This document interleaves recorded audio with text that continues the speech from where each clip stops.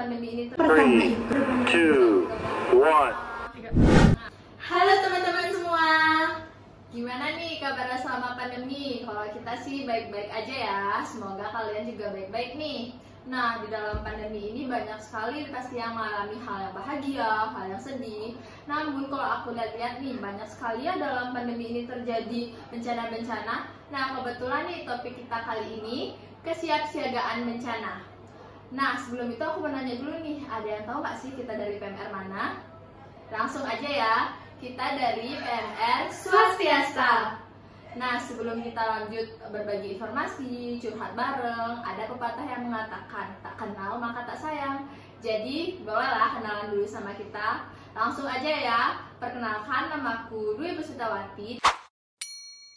Dan kali ini aku bareng temanku. aku Ayudi Seputri. Dan di kesempatan kali ini, sebelum kita masuk ke topiknya nih, pasti teman-teman yang lainnya belum tahu atau mungkin belum terlalu mengenal apa itu bencana. Jadi Kak Dwi, tolong dijelasin bencana itu apa? Nah, pasti dari kalian ada yang menganggap nih bencana tuh sangat hal yang buruk. Namun memang benar bencana itu hal yang buruk. Tapi kalau hal yang buruk tidak akan terjadi jika tidak ada penyebabnya. Nah, jadi ada penjelasan bencana yang lebih spesifiknya ya. Bencana itu adalah suatu rangkaian peristiwa yang disebabkan oleh fenomena alam, ulah manusia, yang bahkan menimbulkan korban jiwa yang sangat banyak dan merusak lingkungan kita. Nah, macam-macam bencana itu pasti banyak sekali ya, yang paling familiar banget nih. Contohnya gempa bumi. Kamu tahu nggak sih, selain gempa bumi itu ada apa aja? Sebenarnya bencana itu banyak banget ya macamnya, cuma yang sering terjadi di Indonesia itu biasanya seperti gempa bumi, gunung meletus, banjir, bahkan sampai banjir bandang, ada kekeringan, kebakaran hutan, hingga adanya abrasi. Kalian tahu nggak sih, di Indonesia itu ada banyak banget gunung-gunung berapi yang masih aktif. Nah, kita cari yang dekat aja nih ya. Itu tuh ada Gunung Agung yang berada di Kabupaten Karangasem di Provinsi Bali. Nah, katanya Gunung Agung ini sampai sekarang masih aktif loh. Wah, aku tahu banget nih berita Gunung Agung, pasti sempat viral-viralnya banget ya. Nah, Gunung Agung itu yang ada di Bali, itu yang tadi kamu bilang di Karangasem itu kan. Nah, bahkan Gunung Agung itu erupsinya berkali-kali ya. Contohnya di tahun 1963, 2017, 2018, dan bahkan paling dasarnya juga 2019 nih. Nah, Gunung Agung tuh nggak mungkin yang meletus tiba-tiba gitu, Nggak mungkin. pasti semua ada penyebabnya. Kayak misalnya tadi aku bilang di awal tuh, bencana pasti datang kalau ada penyebab nih. Sebenarnya apa sih penyebab Gunung Agung meletus sampai begitu dahsyatnya? Aku tahu nggak sih? Sebenarnya ada banyak banget nih penyebab dari Gunung Agung itu meletus. 3 di antaranya. Yang pertama, karena adanya uap air yang bertekanan tinggi. Yang kedua, karena adanya letusan freatik yang terjadi secara tiba-tiba dan tidak adanya aktivitas kegempaan yang terdeteksi. Nah, yang ketiga, karena adanya endapan magma yang berada di dalam perut bumi yang didorong keluar oleh gas yang bertekanan tinggi. Nah, biasanya nih Wi ya, kalau bencana alam itu kan pasti ada tanda-tandanya sendiri dong. Nggak mungkin langsung terjadi begitu aja kayak yang tadi kamu sempat bilang. Kamu bisa jelasin nggak sih Wi, tanda-tanda umumnya itu tuh apa aja? Oke, aku spill ya tanda-tanda yang umum banget Boleh nih. nih. Jadi yang pertama itu ada mata air mengering. Nah, jadi mata air mengering itu maksudnya misalnya suhu di gunung itu panas banget sampai terjadi kekeringan. Nah, jadi stok air di gunung itu dikit banget. Nah, sampai udara ikut memanas banget nih. Nah, bener nggak sih Wi? Aku pernah dengar nih katanya kalau ada hewan-hewan yang dari lereng-lereng gunung itu mulai turun ke pemukiman warga dan tumbuhan-tumbuhan di sekitar lereng gunung itu mulai mudah melayu. Itu menjadi salah satu tanda-tanda umum dari si gunung itu akan meletus. Bener banget yang dikatain Dewi. Nah, emang bener ya, kalau misalnya gunung mau meletus itu pasti hewan-hewan yang di gunung itu turun ke pemukiman ya, karena mereka pasti merasa panas, tidak nyaman. Sama kayak kita nggak nyaman, pasti kita cari tempat yang lebih nyaman dari kita ya. Iya, bener banget. Nah, kalau yang dibilang tumbuhan jadi layu itu juga benar sekali, karena tumbuhan ketika kekeringan, yang aku bilang tadi ada kekeringan, pasti mereka tidak bisa berfotosintesis, tidak menghirup udara oksigen, maka mereka tidak bisa berkembang biak dengan baik, makanya bilang tumbuhan jadi layu. Dan biasanya bencana itu terjadi pasti ada sebab, ada akibat, dan ada solusinya.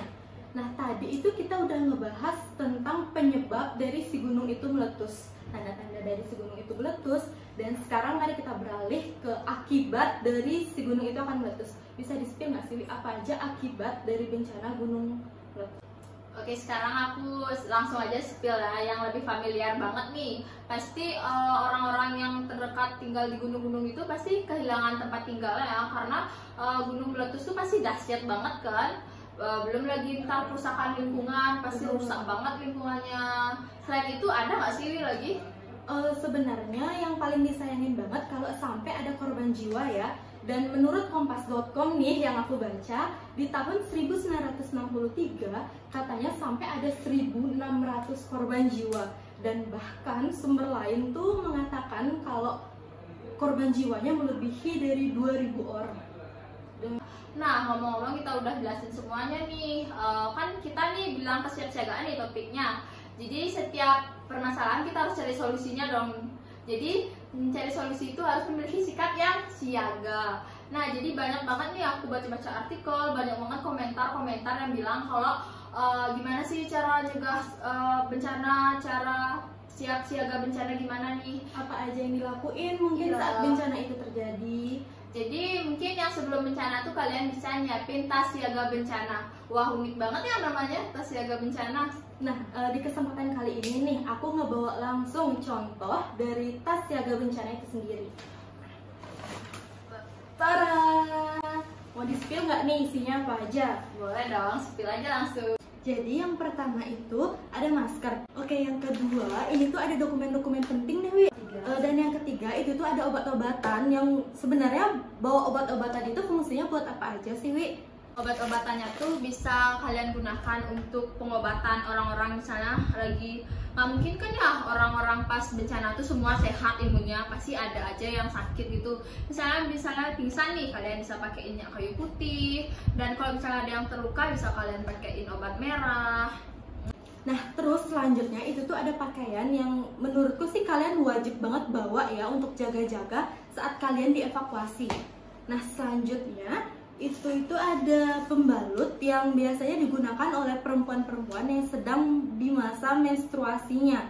Oke, yang selanjutnya itu tuh kita wajib banget nih bawa makanan-makanan, tapi aku saranin banget nih buat kalian bawa makanannya itu yang instan-instan aja supaya lebih praktis. Nah, selanjutnya kalian menurutku juga bawa peralatan mandi untuk tetap ngejaga kebersihan tubuh kalian sendiri. Nah, yang terakhir untuk alat komunikasi kita perlu banget nih untuk ngebawa handphone.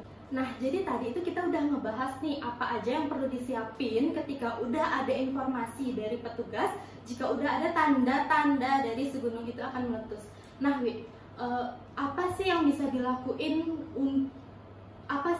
dilakuin pas gunung itu meletus tapi kita belum berada di posko evakuasi? Nah, jadi bisa kita lakukan satu-satu ya. Jadi kita bisa mengikuti gerombolan-gerombolan itu, dan kita harus mengikuti protokol dari petugasnya itu. Jangan kalian buat peraturan seenaknya, oh kita kesana aja biar aman, oh itu nggak bagus banget. Kita harus mengikuti gimana petugas yang menunjukkan, kita harus mengikuti gerombolan yang agar kita selamat bareng-bareng, biar tidak ada yang terpisah. Nah, dan untuk dari segi pakaian, aku saranin banget kalian pakai baju yang lengannya panjang, ya celananya panjang, untuk menghindari diri kalian dari terjadinya luka.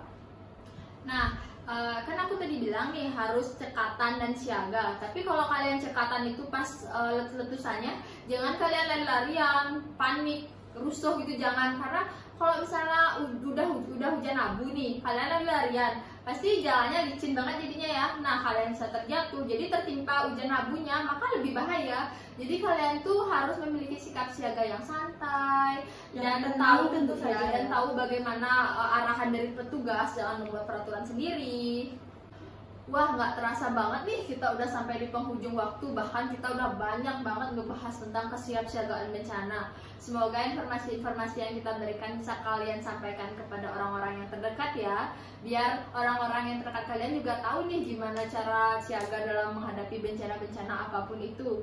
Nah, untuk podcast kali ini kami tutup sampai di sini, dan terima kasih untuk kalian semua yang udah menonton. Siamo tutti fratelli.